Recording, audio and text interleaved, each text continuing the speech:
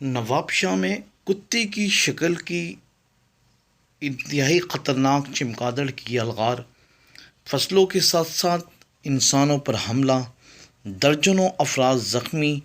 Police और इलाका मकीनों ने दर्जनों चमगादड़ें मार गिराईं। नवाबशाह और दीगर इलाकों में कुत्ते की शक्ल वाली चमगादड़ के खौफ की फ़िज़ा शहरी घरों में महसूस हो गए।